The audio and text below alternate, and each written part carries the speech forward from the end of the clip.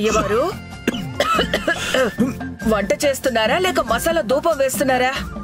ఈ ఘాటికి ముక్కు నోరు ఏకమైపోతున్నాయి.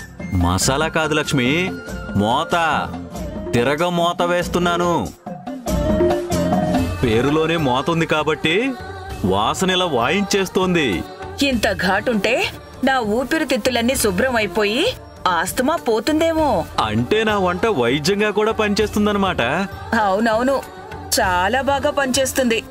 ఇంతకీ ఏం వండుతున్నారు? ఘాటుగా గుమగుమలాడే చారు పెడుతున్నాను. చారా? ఇంట్లో కరివేపాకు లేదు కదా, తాలింపెలా పెట్టారు? పిచ్చిదానా, తాలింపుకి కరివేపాకే ఉండాలా ఏంటి? అయినా కరివేపాకు లేకపోయినా కమ్మటి చారు పెట్టొచ్చని సాక్షాత్తు శ్రీరామచంద్రుడే చెప్పాడు. ఆ, రాముడు చెప్పాడా? ఈ మాట ఇంట్లో అంటే అన్నారు కానీ బయట ఎక్కడా అనకండి, పెద్ద గొడవైపోతుంది. గొడవెందుకు? నేను చెప్పేది నిజం. చాలే ఊరుకోండి, వినేవాళ్ళుంటే మీరు ఎన్ని కథలైనా చెప్తారు. శ్రీరామచంద్రుడు చారు కాయడమేంటి? వినడానికి అనడానికి అసహ్యంగా ఉంది.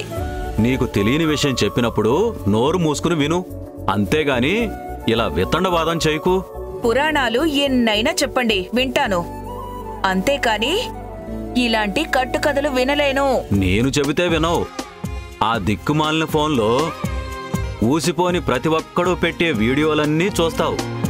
అదేదో నిజం అన్నట్టు చెప్తావు. వాళ్ళంత బాగా చెప్తారు మరి. నేను అంతకన్నా బాగా చెప్తాను. ఏమండి, అవేంటో చెప్పండి. చెప్పండి, నాకు వినాలనుంది, నేను వింటాను. చెప్పండి. శ్రీరాముడు సీతమ్మ తల్లి అరణ్యవాసంలో ఉన్నప్పుడు ఒకరోజు సీతమ్మ తల్లికి వంట చేయటం విసుగొచ్చి, ప్రతిరోజు నేనే వంట చేయాలా, ఈ రోజుకి మీరు వండండి, నేను తింటాను అన్నది. ఏంటి, సీతమ్మ తల్లి వంట చేయనని చెప్పిందా? నేను చెప్పేది పూర్తిగా విను. కూరలో కరివేపాకులా మధ్యలో అడ్డం పడబాకు. సరే సరే, చెప్పండి. అలా సీతమ్మ వారు చెప్పగానే శ్రీరాముల వారు వంట చేయటం స్టార్ట్ చేశారు. ఆ రోజు వాతావరణం చల్లగా ఉండడంతో చారు పెట్టడం శ్రేష్టమని వంట మొదలుపెట్టేశారు. సరిగ్గా తాలింపు వేసే టైంకి కరివేపాకు కనిపించలేదు. అప్పుడు రాముల వారు ఏం చేశారంట? కరివేపాకు లేకపోతే ఏంటి, చక్కటి తులసి దళాలు తెచ్చి గుమగుమలాడే చారు పెట్టేశారు. నువ్వంటే ఇలా దగ్గుతున్నావు కాని సీతమ్మ తల్లి అయితే ఆ చారును చూసి రామయ్య తండ్రితో సూపర్ అని మెచ్చుకుంది. ఏంటేంటి, సీతమ్మ తల్లి సూపర్ అని చెప్పిందా?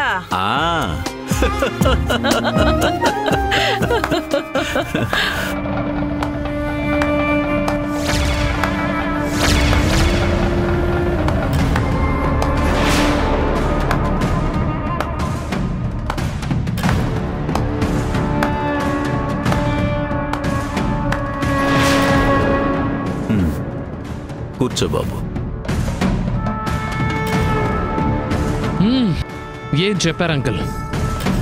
భార్యాభర్తల అనుబంధాన్ని చారు రూపంలో సీతారాముల క్యారెక్టర్లతో చాలా చాలా బాగా చెప్పారు. ఏంటి అలా చూస్తున్నారు? నేనే ఆకాష్ని. నా మొహం ఏమైనా మారిందా? ఓ, అర్థమైంది. లాస్ట్ టైం వచ్చినప్పుడు కోపంగా తిట్టి ఇప్పుడేంటి చప్పట్లు కొట్టి పొగుడుతున్నాడు అనుకుంటున్నారా? ఆ రోజు నేనన్న ప్రతి మాటకి ఇంటికి వెళ్ళిన తర్వాత చాలా బాధపడ్డాను. అందుకే ఈరోజు క్షమించమని అడగడానికి వచ్చాను. అంకుల్, ఆంటీ, నన్ను క్షమించండి. ఇప్పుడు క్షమాపణలవి ఎందుకులే బాబు. కావాలంటీ, మీరు క్షమించాలని చెబితే గాని నేను ఇక్కడి నుంచి కదలను. సర్లే బాబు. Thanks aunty. అంకుల్, మీరు నన్ను క్షమించరా? నా మీద ఇంకా కోపంగా ఉన్నారా? అదేం లేదు బాబు, నేనెప్పుడో మర్చిపోయాను. అసలే నాకు మతిమరుపు చాలా ఎక్కువ.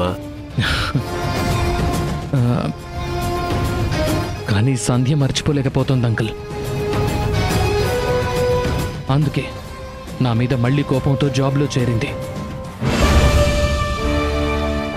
ఏంటి, మళ్ళీ ఉద్యోగం చేస్తోందా? అవునండి. నేను మీతో కోపంగా మాట్లాడడం తనకి నచ్చలేదు. అందుకే నాకు వ్యతిరేకంగా నిర్ణయం తీసుకుంది.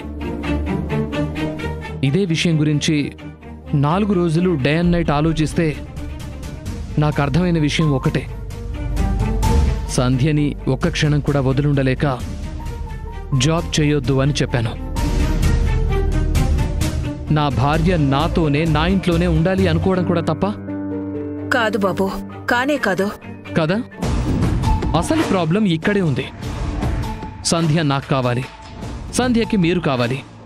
మీకు విడివిడిగా ఉండటం కావాలి, మీరు విడిగా ఉంటే మీకు సంధ్య హెల్ప్ చేయటం కావాలి. మీకు హెల్ప్ చేయాలంటే తను జాబ్ చేయాలి, తను జాబ్ చేయాలంటే నాకు దూరంగా ఉండాలి.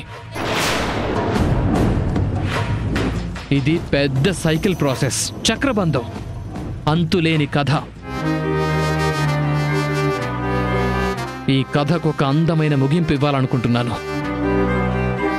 సంధ్య లేందే నేను బ్రతకలేను, సంధ్యని చూడందే మీరు ఉండలేరు. సో దీనికొకటే పరిష్కారం, the one and only solution, మీరు మేము కలిసి ఉండటం.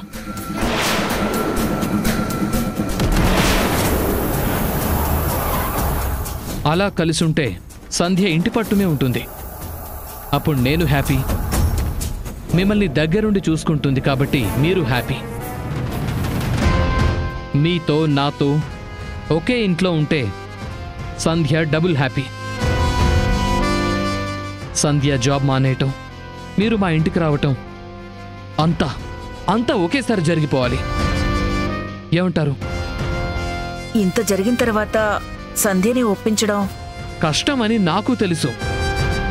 కష్టమైన పనిని ఇష్టంగా చేస్తే తప్పకుండా సక్సెస్ అవుతుంది. సంధ్యని మా ఇంటికి కూడా రావద్దని చెప్పామే, ఎలా ఇప్పుడు? Where there is a will there is a way. మనసుంటే మార్గం ఉంటుంది అంకుల్. మనమంతా హ్యాపీగా ఉండాలని మీకుందా లేదా? ఉంది బాబు. మరి ఇంకేంటి? సంధ్యని పెళ్లికి ఎలా ఒప్పించారో ఇప్పుడు కూడా అలానే ఒప్పించాలి. దీన్ని రిక్వెస్ట్గా తీసుకుంటారు, కమాండ్గా భావిస్తారు. నేను కోరుకున్నట్లు మాత్రం జరిపించండి. బాయ్.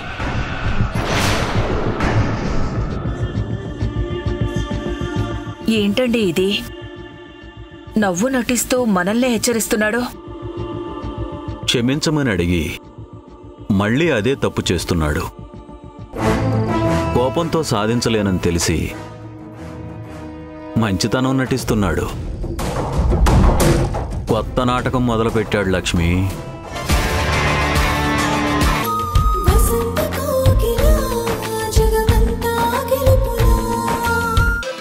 నేను చెప్పిన దానిలో తప్పేమైనా ఉందా? ఇల్లమ్మిన దాంట్లో ₹1 కూడా నాకొద్దు. నీ పేరు మీదే బిజినెస్ స్టార్ట్ చేస్తాను. నేను జస్ట్ వర్కింగ్ పార్ట్నర్గా ఉంటాను. ఆలోచించు సంధ్య, రేపు మనకు పిల్లలు పుడతారు. వాళ్ళ ఫ్యూచర్ గురించి కూడా ఆలోచించాలి కదా. నేను కూడా ఆలోచించి చెప్తున్నాను. మన ఫ్యూచర్ గురించి, మా అమ్మ నాన్న సంతోషాన్ని నేను బలి చేయలేను. What the hell you're talking Sandhya? అంతా నీదే అంటున్నా కానీ ఇంకా ఈ డౌట్లేంటి, క్వశ్చన్లేంటి? అంతా నాది అన్నది ఎంత నిజమో మీకు తెలుసు, నాకు తెలుసు. పేరుకి బిజినెస్ మాత్రమే నాది, మేనేజ్ చేసేది మీరు. చెక్ పవర్ నాది, అధికారం చెలాయించేది మీరు. రిమోట్ కంట్రోల్ బొమ్మలాగా మీరు చెప్పినట్టు నేను ఆడాలి, పాడాలి, మీ చుట్టూ తిరగాలి, అంతే కదూ?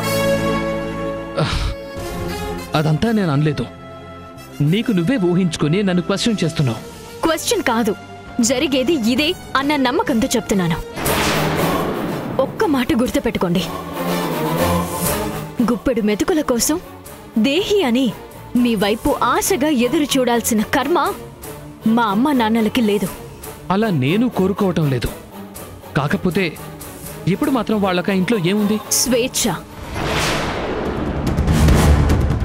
ఆ స్వేచ్ఛని ఇంట్లో మనము ప్రొవైడ్ చేద్దాం. స్వేచ్ఛ ఒకరు ఇచ్చే దయాభిక్ష కాదు. అయ్యో పాపమని జాలి చూపిస్తే రాదు. మరేంటో నీకు తెలిసిన స్వేచ్ఛ? ఊపిరి ఆడని ఒక్క పోతలో కూడా ఒక్కసారి బలంగా ఊపిరి తీసుకోవడంలో కలిగే ఆనందం పేరే స్వేచ్ఛ. ఏంటి, ఎందుకు అన్న ప్రశ్నలు లేకుండా సంతోషంగా బ్రతకడమే స్వేచ్ఛ. బ్రతుకు భయం లేకుండా నచ్చినప్పుడు నిద్రపోయి తోచినప్పుడు ఆకాశం వైపు చూస్తూ దిక్కులు పిక్కటిల్లేలా నా బ్రతుకు నా ఇష్టం అని గర్వంగా ఫీల్ అవ్వడమే స్వేచ్ఛ. మనుషుల్ని బానిసల్లా చూడాలనుకునే మీలాంటి వాళ్ళకి దాని విలువ ఎప్పటికీ అర్థం కాదు.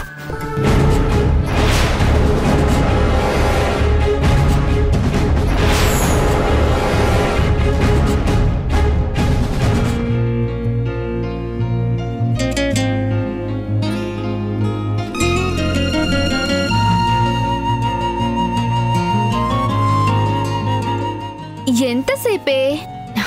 అయిపోయింది, ఒక్క నిమిషం.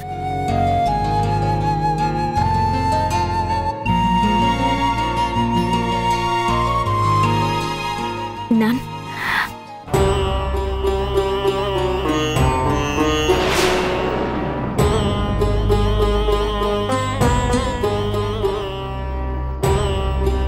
సంధ్య, మీ నాన్నగారు వచ్చారు. నాకు దేవుడు కళ్ళిచ్చాడు. ఎందుకు? ఎదురుగా ఉన్న వాళ్ళని తలెత్తి చూడకుండా తలదించుకుని సిస్టమ్ చూడ్డానికా? కాదు, అవసరమైన వాటిని చూస్తూ నన్ను అనవసరం అనుకున్న వాళ్ళని చూడకుండా ఉండడానికి. ఏంటంకుల్, సంధ్య చెప్తుందేంటి? మీరు మీ సంధ్యని అనవసరం అనుకున్నారా?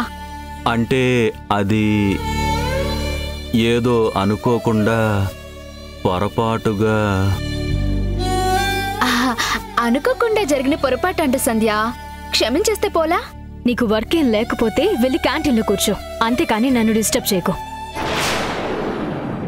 నాన్న గురించి మాట్లాడుతుంటే డిస్టర్బెన్స్ అన్నావంటే కోపం పీక్స్ లో ఉందన్నమాట. అంకుల్, సంధ్య కోపం ఇప్పుడప్పుడే తగ్గేలా లేదు. ఎలా తగ్గుతుందిలేమ్మా? నేను వాళ్ళ అమ్మ అన్న మాటలు కలలో కూడా ఊహించనివి. కానీ కర్మ కొద్దీ ఆ సమయంలో అలా మాట్లాడాల్సి వచ్చింది. నా కూతుర్ని బాధ పెట్టాల్సి వచ్చింది. దివ్య, ఇది ఆఫీసు. ఇక్కడ పర్సనల్ విషయాలు మాట్లాడకూడదు అని చెప్పు. ఇది లంచ్ బ్రేక్ కదా సంధ్య, ఇప్పుడు ఏదైనా మాట్లాడుకోవచ్చు. అందుకే వచ్చారేమో. ఏంటి, హింట్ ఇస్తున్నావా? కాదమ్మా, బ్రేక్ టైం అని తెలిసే క్యారేజ్ తీసుకుని వచ్చాను. ఇంటికి రావద్దన్న వాళ్ళకి ఆఫీస్కి రావాల్సిన పనేంటో అడగవే. ఇవాళ వాళ్ళమ్మ తనకిష్టమని దోసకాయ పప్పు నేతి బీరకాయ చేసిచ్చిందమ్మా. అది ఇవ్వడానికి వచ్చానని చెప్పమ్మా. అవేమన్నా ప్రపంచంలో ఎక్కడ దొరకని వంటలా ఏంటి? అలాంటి వాటికి ఎవరు టెంప్ట్ అవరు అని చెప్పవే. ఇష్టమైన కూరలైనా సరే సంధ్య టెంప్ట్ అవదంట అంకుల్. ఆంటీ చేత్తో ఏం చేసినా అమృతంలా ఉంటుందని సంధ్య చాలాసార్లు చెప్పింది. అలాంటి సంధ్య వద్దని చెప్పిందంటే ఈ రోజుకి ఈ అమృతం అదృష్టం నాదే. ఆహా, ఓహో, ఏం స్మెల్ రా బాబు! ఇలాంటి వంట విశ్వంలోనే ఉండదు.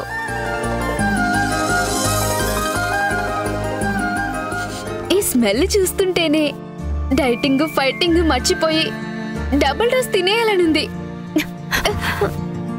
అరే వద్దని చెప్పి ఎందుకే లాక్కున్నావు? ఆ క్యారేజ్ నాది, ఇటు. చంపేస్తా. ఇది మా అమ్మ నా కోసం పంపింది. అమ్మ, అమృతం, అదృష్టం ఏదైనా సరే నా ఒక్కదానికే సొంతం. ఓహో అవునా? మరిందాక ప్రపంచంలో ఎక్కడా దొరకని వంటలా అలాంటి వాటికి నేను టెంప్ట్ అవ్వను అన్నావు. లక్ష అంటాను, వెంటనే కాదు అని కూడా అంటాను. ఇప్పుడేంటి నీ ప్రాబ్లం? ఏంటమ్మా మీ నాన్న మీద కోపం ఇప్పుడు నా మీద చూపిస్తున్నావా? కోపమా? మా సంజయ్కి నటించడం అస్సలు తెలియదమ్మా. అందుకే గట్టిగా కోపపడ్డం కూడా రాదు. అంతే కదమ్మా?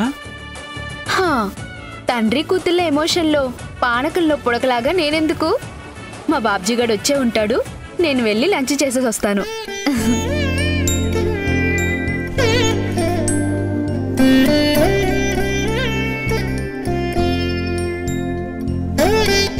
ఆ దేవుడు మనకి నిజమైన ప్రేమను చూపించడం మాత్రమే ఇచ్చాడు, కానీ నటించడం నేర్పించలేదమ్మా. అందుకే కన్నీళ్లు దాచుకున్నంతసేపు కోపాన్ని దాచుకోలేము. నిన్న రాత్రి మీ నంబర్కి ఎన్నిసార్లు ఫోన్ చేశానో తెలుసా? ఒక్కసారి కూడా కలవలేదు. నేను కూడా నీతో మాట్లాడాలని చూశానమ్మా. ఎంగేజ్ వచ్చిందే తప్ప రింగ్ అవ్వలేదు. ఏ టైంకి? 9:30, 10 అయి ఉంటుంది. నేను కూడా అప్పుడే చేశాను. ఇద్దరూ ఒకేసారి చేయడం వల్లే లైన్స్ కనెక్ట్ అవ్వలేదు. పోన్లే, ఇప్పుడు సంతోషంతో కనెక్ట్ అయ్యాం కదా, ఇది చాలు. మీరింటికి వెళ్ళండి నాన్న, నేను సాయంత్రం వచ్చినప్పుడు క్యారేజ్ తీసుకొస్తాను. లేదమ్మా, దగ్గరుండి నువ్వు తిన్న తర్వాతే క్యారేజ్ తీసుకురమ్మని మీ అమ్మ స్ట్రిక్ట్ ఆర్డర్ వేసింది. ఇప్పుడు ఒట్టి చేతులతో వెళ్తే నా తాట తీసేస్తుంది. సరే రండి.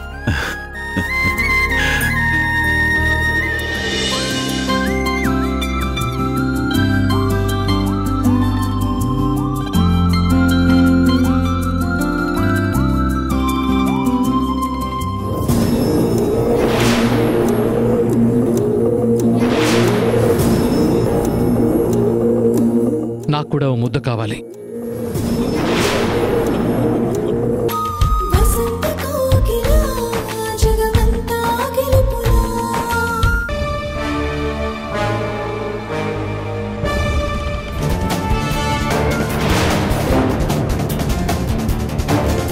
నేను మళ్ళీ కాల్ చేస్తాను. ఏమండి,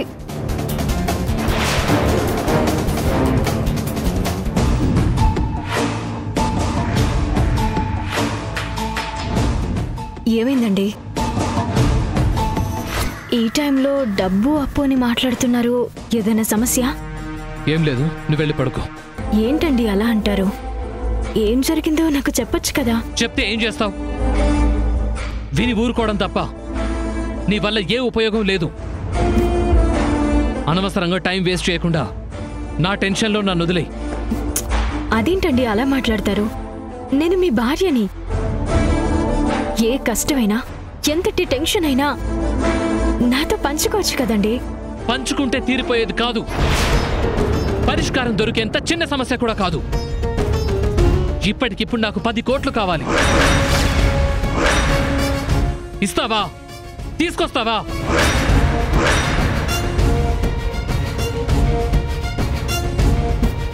ఏంటి 10 కోట్ల? అవును, లాభాలు వస్తాయని ఓ కంపెనీలో పార్ట్నర్గా ఉన్నాను. ఇప్పుడు ఆ కంపెనీ కాస్త దివాళా తీసింది. పార్ట్నర్గా ఉన్న పాపానికి 10 కోట్లు భారం పడింది. నా పార్ట్నర్ ఏమో దేశం వదిలి పారిపోయాడు. అప్పు మొత్తం నా తలకు చుట్టుకుంది. డబ్బు కట్టకపోతే కోర్టుకి ఏడుస్తామని కొందరు అంటుంటే, ప్రాణాలు తీయడానికి కూడా వెనకాడమని ఇంకొందరు అంటున్నారు. చాలా ఇంకా డీటెయిల్గా ఏమైనా కావాలా? నీకు మీ అమ్మ నాన్న సంతోషంగా ఉండడమే ముఖ్యం. నా అప్పుల గురించి, టెన్షన్ల గురించి అనవసరం. ఇంటి విషయంలో నన్ను ఎలాగైతే ఒంటరిగా వదిలేశావో, ఈ ఇష్యూలో కూడా అలానే వదిలేయి. ఇంకేం చూస్తున్నావు? వెళ్ళిక నుంచి వెళ్ళి మీ అమ్మ నాన్నల్ని తలుచుకుంటూ, వాళ్ళ ఇంటి కోసం, వాళ్ళ క్షేమం కోసం కలలు గంటూ ప్రశాంతంగా నిద్రపో.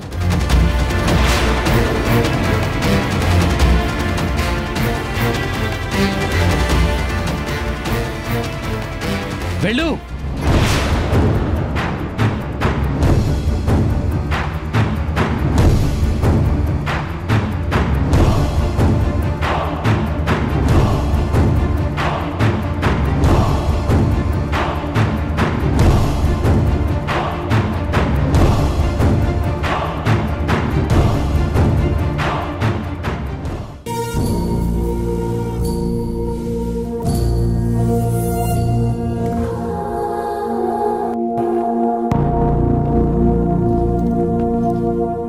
చాలా ఆపవయ్యా. తీసుకున్న అప్పు తీర్చు, అంతేకాని నీ సమాధానాలు సంజాయిషులు మాకొద్దు. అప్పు తీసుకునేటప్పుడు ఒక మాట, ఇచ్చేటప్పుడు ఒక మాట. కట్టవయ్యా, కట్టు. మా డబ్బులు మా కట్టు. నాకు ఇంకేం చెప్పక్కర్లేదు. దయచేసి నా మాట వినండి సార్.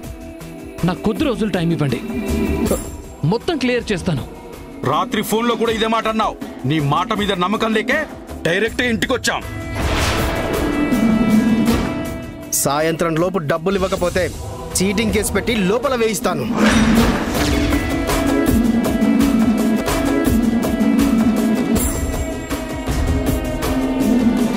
చూడాకాష్, నేను డబ్బు విషయంలో ఎంత మూర్ఖంగా ఉంటానో నీకు బాగా తెలుసు.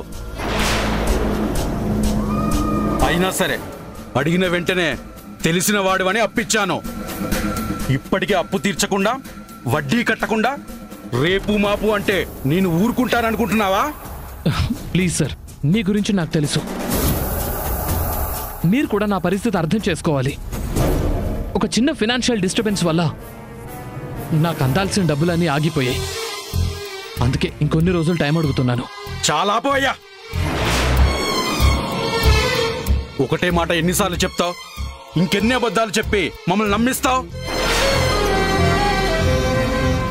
నీ ఇల్లు బిజినెస్ చూసి నువ్వు డిగ్నిటీ తెలిసిన వాడు అనుకున్నాను, కానీ సిగ్గు శరం లేనివాడివని నాకిప్పుడే తెలిసింది. అవసరమైతే చేతులు చాచడం, తప్పించుకోవాలనుకున్నప్పుడు మొహం చాటేయడం. కడుపుకి అన్నం తింటున్నావా, గడ్డి తింటున్నావా?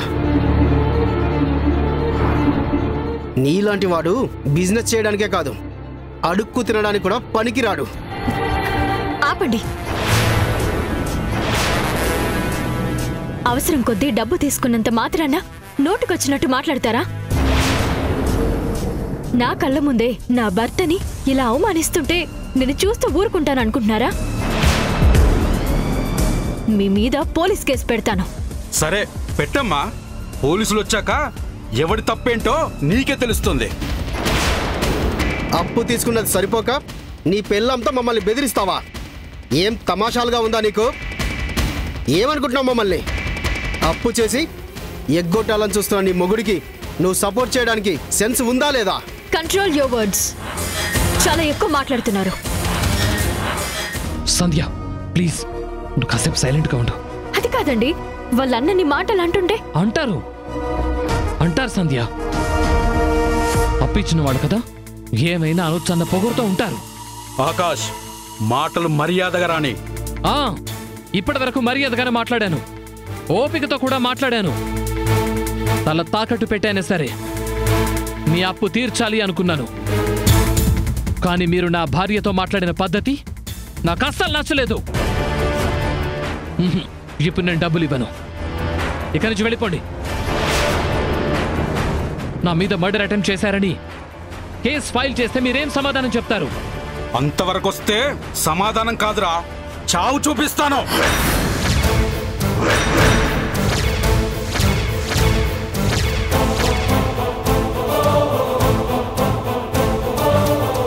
నేనిచ్చిన డబ్బు నాకు రానప్పుడు నిన్ను ప్రాణాలతో ఎలా వదిలేస్తానురా? నిన్ను చంపి నీ శవంతో వేలు ముద్ర వేయించుకుంటా. ఏమండి, ప్లీజ్ వద్దు, మా ఆయన్ని వదిలేయండి ప్లీజ్. లేదు, ఈరోజు మా డబ్బైనా ఇవ్వాలి, లేదంటే వీడి ప్రాణాలైనా తీయాలి. మీకు దండం పెడతాను, ఆ అప్పుకి నేను గ్యారంటీ. నాకు నెల రోజుల్లో టైం ఇవ్వండి. మీ అందరి అప్పు నేను క్లియర్ చేసేస్తాను. దయచేసి నన్ను నమ్మండి. నీ మొగుడు కూడా ఇలాంటి వేషాలు ఎన్నో వేశాడు. అలాంటిది నిన్నెలా నమ్మాలి? నేను ఇంతలా బతిమలాడుతున్నాను. ఒకవేళ నేను మాట తప్పితే ముందు నా ప్రాణాలు తీసుకోండి. దయచేసి ఆయన్ని వదిలిపెట్టండి.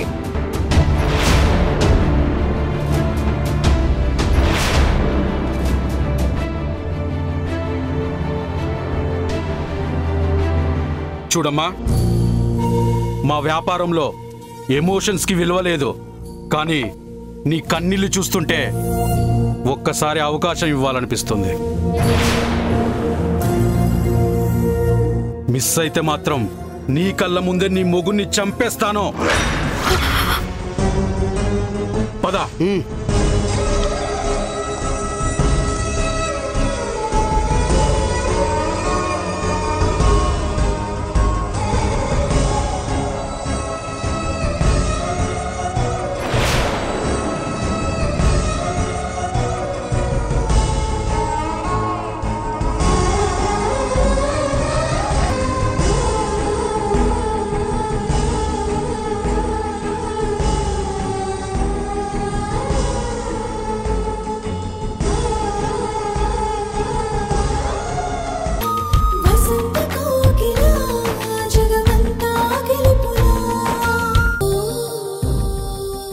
ఇంటిని అమ్మాలని కలలో కూడా అనుకోలేదు. కానీ నాన్న చెప్తుంటే కాదనలేకపోతున్నాను. నన్ను క్షమించండి. క్షమించడానికి నువ్వేం తప్పు చేయడం లేదు తల్లి. నీ సంతోషమే సూర్య సంతోషం. నీ భవిష్యత్తు కోసం తను కట్టిన ఇల్లు ఉపయోగపడుతుందంటే అందరికంటే వాడే ఎక్కువగా సంతోషపడతాడు. ఎక్కడున్నా నిన్ను చిరునవ్వుతో ఆశీర్వదిస్తాడు.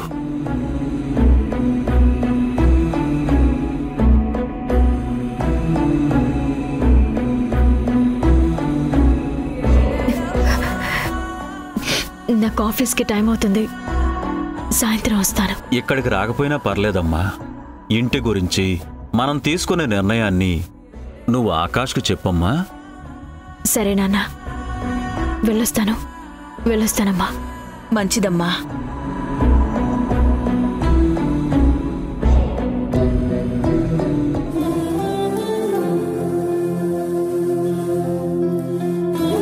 పిచ్చి తల్లి, సుఖాన్ని సంతోషాన్ని పక్కన వాళ్ళకి వదిలి కష్టాన్ని మొత్తం కన్నీళ్లలో దాచుకుంటుంది. ఇంత మంచి మనిషిని బాధ పెట్టడానికి ఆ దేవుడికి మనసు ఎలా వస్తుందో.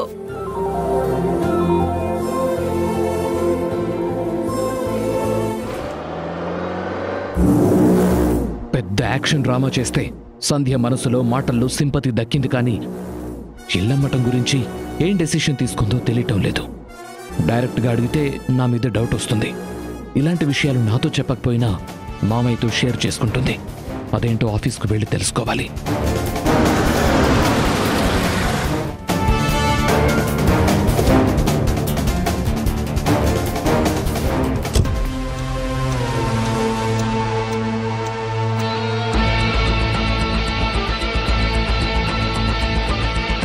వాడేమైనా తిక్క వేషాలు వేస్తే చెప్పమ్మా. అల్లుడని కూడా చూడకుండా చెంపలు వాయించేస్తాను. సార్ ప్లీజ్, నా భర్త గురించి అలా మాట్లాడద్దు. ఆయన కోపంలో ఒక మాట అన్నా తర్వాత కూల్ అయ్యి సారీ చెప్తారు. కానీ ఇలానే నువ్వు సారీలు కరిగిపోతే వాడిలో ఎప్పటికీ మార్పు రాదమ్మా. అన్ని విషయాల్లో తన మాటే నెగ్గాలనుకుని నిన్ను టార్చర్ పెడుతున్నాడు రాస్కెల్. భార్యని బానిసలా చూసే ఇలాంటి వాళ్ళకి బుద్ధి చెప్పకపోతే ఇంకా వరస్ట్గా తయారవుతారమ్మా ఈడియట్స్. చాలా ఆపండి.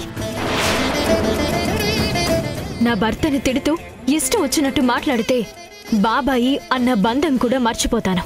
అది కాదు సంధ్య. వద్దు, ఇంకేం చెప్పద్దు. వైఫ్ అండ్ హస్బెండ్ అన్న తర్వాత చిన్న చిన్న గొడవలు, మనస్పర్ధలు ఉండడం చాలా కామన్. అడ్జస్ట్ చేసుకోవడానికి నేను సిద్ధంగా ఉన్నప్పుడు మీరెందుకు ఆయన గురించి నెగిటివ్గా మాట్లాడుతున్నారు?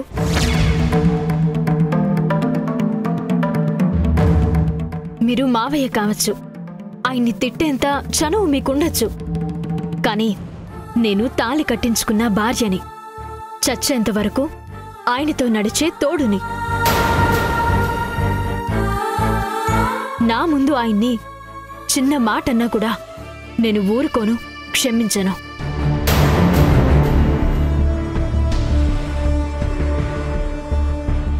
సంధ్య, డోంట్ బి ఎమోషనల్. నేను చెప్పేది నీ మంచి కోసమే. ఏంటి సార్ మంచి? ఈ మంచి అన్నది మనిషి మనిషికి మారుతుంది. సో నా భర్త విషయాల్లో సలహాలిచ్చి సూచనలు చేసి మీ టైం వేస్ట్ చేసుకోకండి. ఇదే మీకు ఆఖరిసారి చెప్పడం. ప్రొఫెషనల్గా మీరు బాస్ అవ్వచ్చు, మీ కింద నేను పని చేయొచ్చు. దాన్ని అడ్వాంటేజ్గా తీసుకుని ఇంకొకసారి నా పర్సనల్ విషయాల్లో కలగజేసుకుంటే మాత్రం బాస్ అని కూడా చూడను, బాబాయ్ అని కూడా లెక్క చేయను.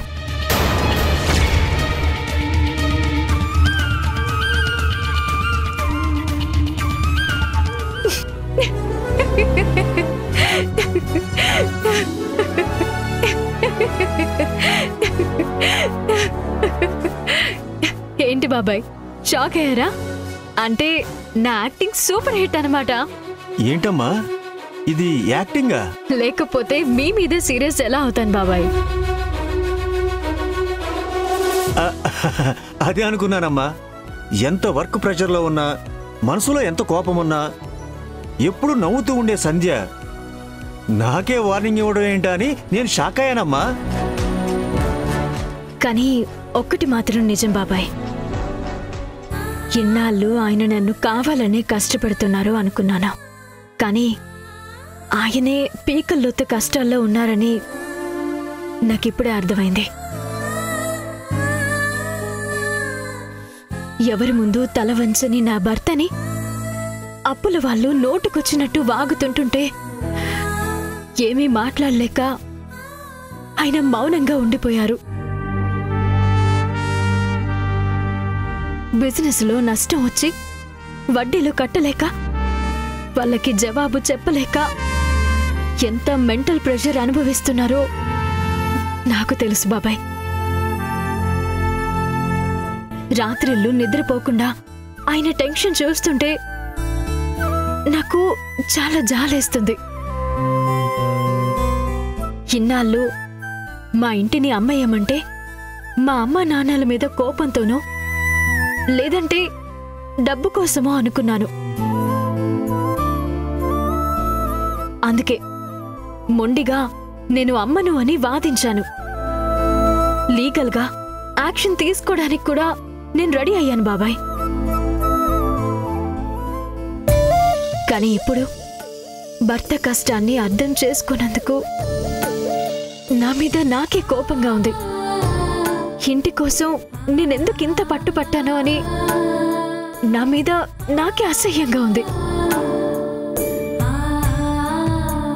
అందుకే ఆయన సమస్యని నా బాధ్యతగా భావించి మా ఇంటిని అమ్మేయాలని నేను డిసైడ్ అయ్యాను బాబాయ్.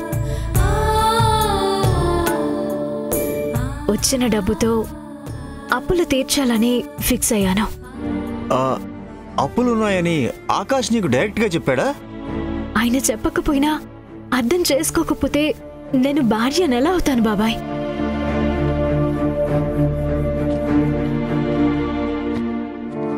పెళ్లి చేసుకున్న తర్వాత నేను చూసిన ఆకాష్ వేరు, ఇప్పుడు చూస్తున్న ఆకాష్ వేరు. ఆయన మెంటాలిటీ మీకు తెలిసిందే. సంతోషాన్ని అందరితో పంచుకుంటారు, కానీ సమస్యల్ని కష్టాల్ని మాత్రం ఎవరితోనూ పంచుకోకుండా ఒంటరిగా అనుభవిస్తారు. తనలో తానే బాధపడతారు. కలకాలం తోడుగా ఉండాలని తాళి కట్టించుకుని కష్టాల్లో ఒంటరిగా వదిలేస్తే మా బంధానికి విలువ ఎక్కడుంటుంది?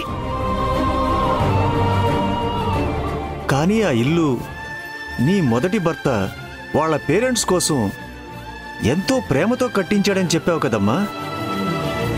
ఆ ఇల్లు అమ్మడం అంటే ఆ జ్ఞాపకాల్ని దూరం చేసుకున్నట్టే కదమ్మా.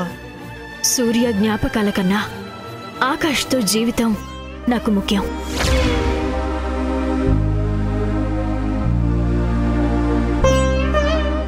ఆకాష్ గారి మనసులో సంధ్య స్థానాన్ని నేను రీప్లేస్ చేయకపోయినా సూర్య స్థానంలో వచ్చిన ఆకాష్ గారిని మాత్రం నేను భర్తగానే భావిస్తాను. ప్రేమగా ప్రాణంగా చూసుకుంటాను.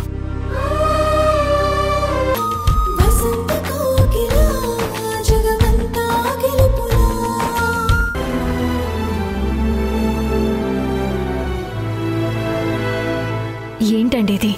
I'm always with you. ఇంత ప్రేమ చూపించిన తర్వాత నమ్మకుండా ఎలా ఉంటానండి? చాలు సంధ్య, ఈ ఒక్క మాట చాలు. Love you so much.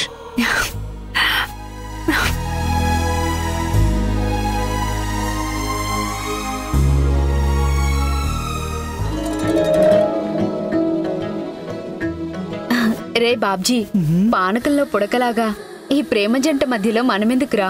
పద వెళ్దాం. కరెక్టే దివ్య. ప్లీజ్ ప్లీజ్, ఇంకెప్పుడు అలా అనొద్దు. మీరు మా మధ్య బ్రిడ్జిలో ఉన్నారే తప్ప ఎప్పుడూ అడ్డంకి కాదు. సంధ్యని అర్థం చేసుకోకపోవటం వల్లే మీ ఇద్దరిని నేను అపార్థం చేసుకున్నాను. మీ మాటల్ని తప్పుగా తీసుకున్నాను. అందుకే నా సంధ్య ఎదురుగానే మీకు సారీ చెప్తున్నాను. సారీ ఎందుకు ఆకాష్ గారు? మీరు మారారు, అది చాలు. ఆకాష్ గారు కాదు, బ్రదరు అని పిలు. అదే బాగుంది. సరే బ్రదరు, అలాగే. కానీ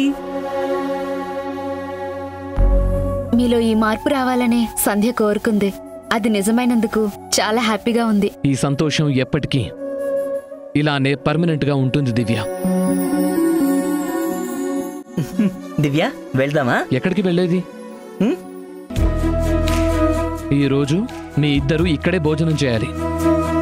మీకు నచ్చిన ఫుడ్ ఆర్డర్ చేస్తాను. మీ మాటలతో, మీ మార్పుతో మా కడుపు నిండిపోయింది. సో ఆ ఆర్డర్ చేసేదేదో మీకు ఇష్టమైంది చేసుకోండి. ఈ రోజు హ్యాపీగా ఎంజాయ్ చేయండి. పదరా Babji. Bye Sandhya. Bye brother. Bye Sandhya garu. Bye Akash garu. Okay, bye. Once again thank you so much.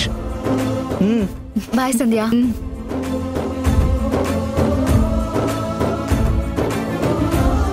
ఏంటి సంధ్య అలా చూస్తున్నావు?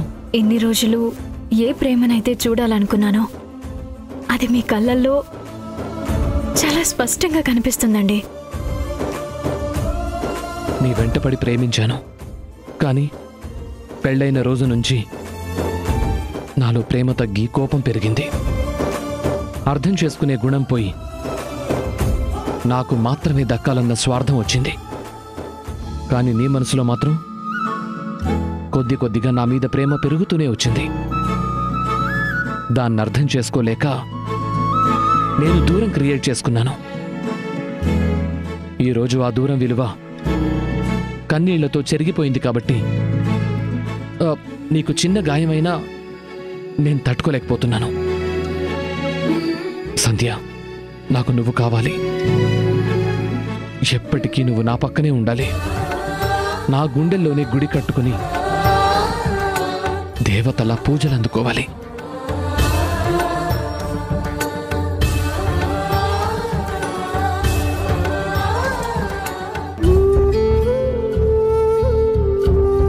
ఇదిగోండి, ఇవి ఇంటి పత్రంలో కాదో చూడండి.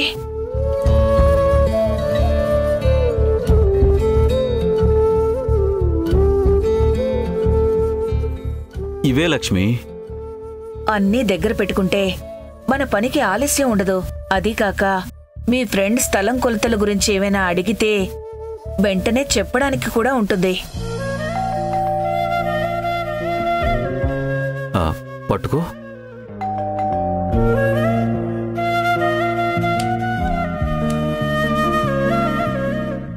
ఎవరు బాబు? నేనంకుల్, లెఫ్టినెంట్ రాజేష్ని, ఆర్మీలో సూర్య ఫ్రెండ్ని. అరే నువ్వా బాబు? చూసి చాలా రోజులైంది కదా, గుర్తుపట్టలేకపోయాను. రా రా రా, లోపలికి రా. లక్ష్మి, ఎవరో గుర్తుపట్టు. ఎవరండి? రాజేషు, మన సూర్య ఫ్రెండు. ఓ రాజేష్, నువ్వా? బావున్నావా బాబు? బాగున్నానంటే. కూర్చో. లెఫ్టినెంట్గా ఉన్నావంటే ఆర్మీలో మంచి పొజిషన్కే వెళ్ళావన్నమాట. నాదే ఉంది అంకుల్. సూర్య బ్రతుకుంటే ఈ పాటికి మేజర్ అయి ఉండేవాడు. మేజర్ కాకపోతేనేం బాబు, దేశానికి సేవ చేసి అమరుడై కీర్తిశేషుడయ్యాడు. మీకు గుర్తు చేయాలని కాదు గాని సూర్యని ఇప్పటికీ నేను చాలా మిస్ అవుతున్నాను అంకుల్. మా బెటాలియన్లో మేమిద్దరమే తెలుగు వాళ్ళం.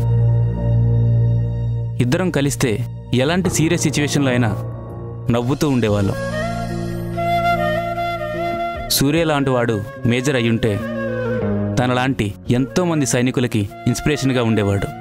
ఆ ఇన్స్పిరేషన్ దేవుడికి కూడా కావాలనిపించిందేమో, అందుకే ఆయన దగ్గరకు తీసుకుని వెళ్ళిపోయాడు. పాకిస్తాన్ వార్లో సూర్య పోయిన తర్వాత నాకు ఢిల్లీ నుండి ఇక్కడికి రావాలనిపించలేదు. అంటే 2 ఏళ్ల తర్వాత ఇప్పుడేనా బాబు హైదరాబాద్ రావడం? అవునంటీ, బెటాలియన్లో పనిచేసే ఫ్రెండ్కి పెళ్ళవుతుంటే వచ్చాను. వెళ్లే ముందు ఒకసారి మిమ్మల్ని చూడాలనిపించింది. 2 ఏళ్ల తర్వాత కూడా మమ్మల్ని గుర్తు పెట్టుకుని వచ్చినందుకు చాలా సంతోషం బాబు. అంటే సూర్య నేను ఫ్రెండ్స్ అయినా కూడా అన్నదమ్ముల్లాగే ఉండేవాళ్ళం. వాడు ఊరు నుంచి వచ్చిన ప్రతిసారి మీరు చేసిన ఫుడ్ ఐటమ్స్ తీసుకొచ్చేవాడు. వాటిని నేనే ఎక్కువ తినేవాడిని.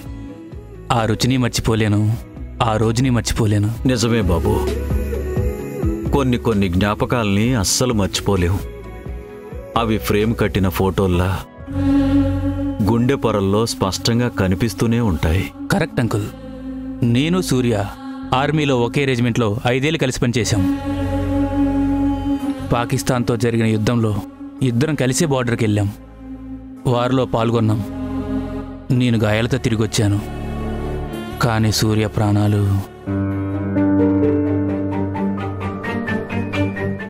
Bad luck uncle. తలుచుకుంటూనే ఇప్పటికీ నమ్మలేకపోతున్నాను. నువ్వు అక్కడవే కాదు రాజేష్, చెట్టంత కొడుకుని ఈ చేతులతోనే పిడికెడు బూడిదగా మార్చినా కూడా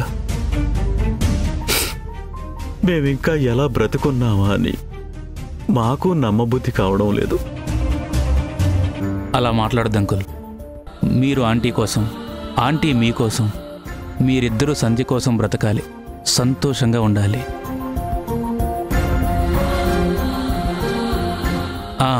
సంధ్య ఎక్కడా కనిపించడం లేదు. ఇంట్లో లేదా? లేదు బాబు. అంటే ఏదైనా జాబ్ చేస్తుందా?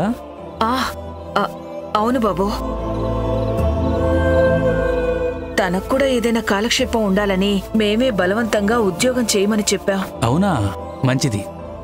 సూర్య చనిపోయిన తర్వాత సంధ్య మళ్ళీ మామూలు మనిషి అవుతుందనుకోలేదు.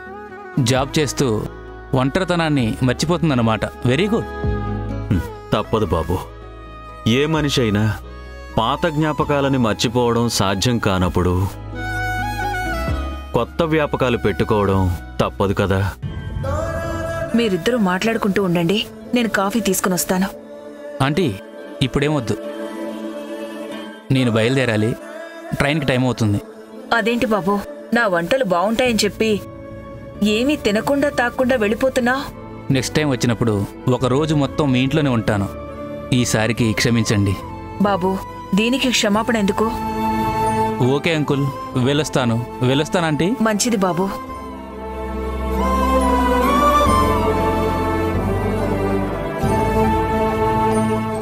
సడన్ గా రాజేష్ని గుమ్మంలో చూసి మన సూర్యనే వచ్చాడేమో అనుకున్నాను. కలలో కూడా జరగని వాటి గురించి ఊహించుకుని ఫలితం ఏముందండి?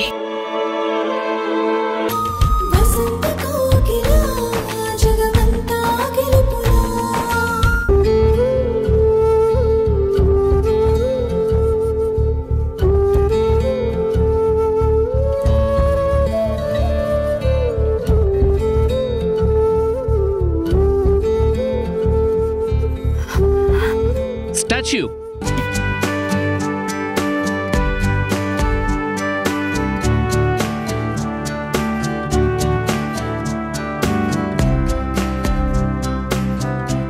ఈ రోజు నుంచి నీకు 1 వీక్ ఫుల్ రెస్ట్. నీకేం కావాలన్నా నన్నే అడగాలి. ఈ రూమ్ నుండి బయటకే రాకూడదు, ఏ పని చేయకూడదు. ఏంటి, పనులేం చేయకూడదా? అవును, అన్ని పనులు నేనే చేస్తాను. ఆల్రెడీ ఆఫీస్కి 1 వీక్ లీవ్ పెట్టాను. అయ్యో, తలకి దెబ్బ తగిలిన సంగతి మర్చిపోయావా? అబ్బబ్బా, మీ మాటలు చూస్తుంటే నా తలకి దెబ్బ తగిలినట్టు లేదు. ఏదో హెడ్ ఓపెన్ చేసి పెద్ద సర్జరీ చేసినట్టుంది. సంధ్య, ప్లీజ్ అలా మాట్లాడుకో. లేకపోతే ఏంటండి, ఇదేం పెద్ద గాయం కాదు, నాకు నొప్పి కూడా లేదు అంటున్నా గానీ మీరు వినకుండా ఎందుకింత హడావుడి చేస్తున్నారు? ఒక్కరోజు రెస్ట్ తీసుకోమన్నారు, సరే. వారం మొత్తం గదిలో నుండి బయటికి రాకుండా ఉండాలంటే ఎలా అండి? అది సరిపోనట్టు పనులన్నీ మీరే చేస్తానంటారేంటి? సంధ్య, నీకు నొప్పిని భరించే గుణం ఉంది. ఏ బాధనైనా మొహంలో కనపడకుండా దాచేంత ఓపికుంది. అందుకే నొప్పి బాధ ఏమీ లేవన్నా నేను మాత్రం నీ మాటలు నమ్మను. అసలు తప్పు మీది కాదు, ఈ కట్టు కట్టినా డాక్టర్ గారిది. మధ్యలో డాక్టర్ గారు ఏం చేశారు? ప్లాస్టర్ వేస్తే సరిపోయే గాయానికి హాస్పిటల్లో ఉన్న గుడ్డ మొత్తం చుట్టాడు. అందుకే మీకు ఇదేదో పెద్ద సర్జరీ అయినట్టు, నేను భరించలేని బాధలో ఉన్నట్టు అనిపిస్తుంది. వారం రోజులు మీతో పని చేయించడం అంటే ఇంకేమైనా ఉందా? పక్కకు జరగండి. ఇంచు కూడా జరగను. నిన్ను బెడ్ దిగనివ్వను. అయ్యో అయ్యో అన్నా, కుయ్యో మొర్రో అన్నా, నేను మాత్రం కదలను. కదలద్దు, ఇక్కడే కూర్చోండి. వారం రోజుల పాటు ఏ పని లేకుండా, ఎక్కడికి కదలకుండా ఇలానే బెడ్ మీద కూర్చుని నేనేం చేయాలి? ఈ సూప్ తాగాలి.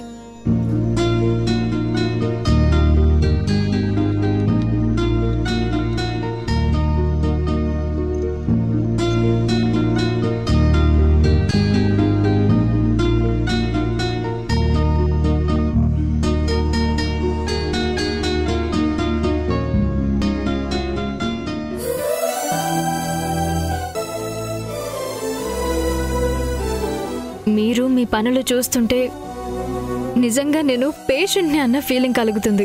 సంధ్య, ఇంకొకసారి ఆ మాట అన్నావంటే బాగో చెప్తున్నాను. నన్ను బెడ్రూమ్ నుండి కదలొద్దని మీరు మాత్రం ఊరంతా తిరిగి రావడం బాగుందా? ఏంటి, నేను తిరిగొచ్చానా? కాదా మరి? 3 గంటల నుండి కనిపించడం లేదు, ఫోన్ చేస్తే లిఫ్ట్ చేయడం లేదు.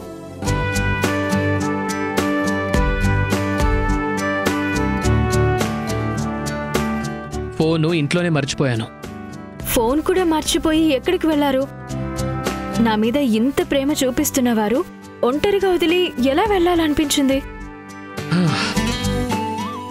చెప్పండి. నువ్వు చెప్తే పంపించవని తెలిసే నేనొక్కనే వెళ్ళాను సంధ్య. అదే ఎక్కడికి? 3 గంటల్లో 18 గుళ్ళు కవర్ చేశాను. శివాలయం, వెంకటేశ్వర స్వామి గుడి, పెద్దమ్మ గుడి, నరసింహస్వామి గుడి, ఆంజనేయ స్వామి గుడి, సాయిబాబా గుడి, దక్షిణామూర్తి గుడి, దత్తాత్రేయ గుడి, జగన్నాథస్వామి గుడి, రామకృష్ణ మందిర్, ఇలా 18 గుళ్ళు తిరిగి ప్రతి గుడిలోనూ నీ పేరు మీద అర్చన చేయించాను. ఇన్ని గుడులు తిరిగారా? అది కూడా 3 గంటల్లోనే? అవును సంధ్య, నీకు మెలకు వస్తే నేను పక్కన లేకపోతే ఒంటరిగా ఫీల్ అవుతావని ఫాస్ట్గా వచ్చేశాను. మీకేమైనా పిచ్చా? సిటీ ట్రాఫిక్ లో అంత స్పీడ్గా వెళ్ళడం ఎంత రిస్కో తెలీదా మీకు? రిస్కో పిచ్చో నాకు తెలియదు, కానీ ఇన్నాళ్ళు నీ విలువ నాకు తెలియలేదు. దివ్య, బాబ్జీ కలిసి నిన్ను తలకి కట్టుతో తీసుకొచ్చారు చూడు, అప్పుడే నాకు అర్థమైంది నువ్వు నా ప్రాణమని, నీకేమన్నా జరిగితే నేను తట్టుకోలేను అని, నిన్ను ఏ కష్టం లేకుండా చూసుకుంటాను అని నేను నీకు మాటిచ్చాను. నా మాటకి ఆ దేవుడి ఆశీర్వాదం కూడా ఉండాలని ప్రతి దేవుణ్ణి మొక్కుకున్నాను.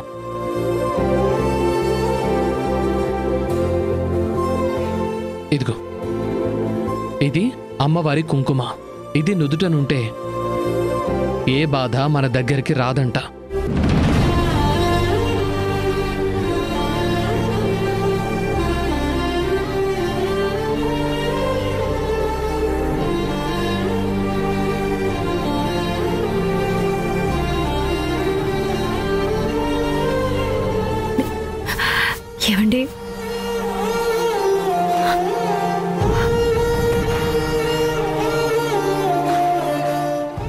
లేదని చెప్పాను. ఈ కన్నిటి కారణం సంతోషమైనా కూడా నీ కళ్ళు తడవడం నాకు అస్సలు ఇష్టం లేదు. నా మీద ప్రేమ పెరగడమే కాదు, సెంటిమెంటల్గా కూడా తయారవుతున్నారు. ఇంకా నయం మెంటల్ గార్డ్లా మారిపోతున్నాను అనలేదు. మీరు నిజంగానే మెంటల్. నిజంగా నాకు మెంటలే సంధ్య. ఆ మెంటల్కి కారణం నువ్వే.